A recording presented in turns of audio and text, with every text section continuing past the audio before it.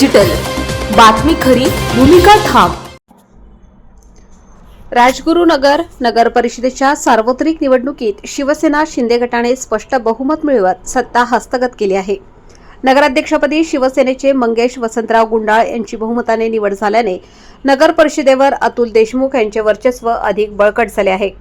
या निवडणुकीत शिवसेना शिंदे गटाचे 10 नगरसेवक निवडून आले असून राष्ट्रवादी काँग्रेसचे 5, भाजपचे 4 तर 2 अपक्ष नगरसेवक विजयी झाले आहेत। या निकालामुळे राजगुरुनगरच्या राजकारणात शिवसेनेची पकड अधिक मजबूत झाल्याचे स्पष्ट झाले आहे। नगर परिषदेची मतमोजणी तालुका क्रीडा संकुलात रविवार दिनांक 21 डिसेंबर रोजी सकाळी 10 वाजता कडक पोलीस बंदोबस्तात सुरू झाली। अवघ्या 1.5 तासात निकाल हाती येऊ लागले। नगराध्यक्षपदाच्या लढतीत मंगेश गुंडाळ हे प्रत्येक फेरीत आघाडीवर राहिले। अंतिम निकालानुसार मंगेश गुंडाळ यांना 2098 मते मिळाली।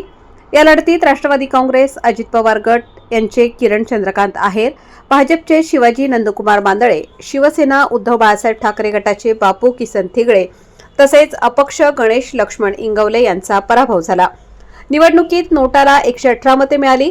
शिवसेनेच्या या विजयामुळे नगर परिषदेत स्थिर सत्ता निर्माण झाली असून शहरातील विकास कामांना गती मिळेल अशी अपेक्षा व्यक्त होत आहे।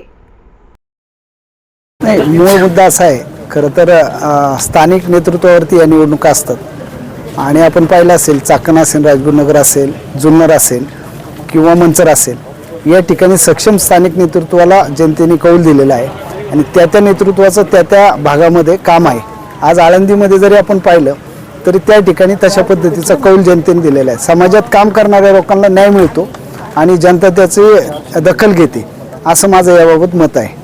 आपल्या परिसरातील बातम्या पाहण्यासाठी चॅनलला सबस्क्राइब करा, व्हिडिओला लाईक करा आणि बेल आयकॉन दाबायला विसरू नका।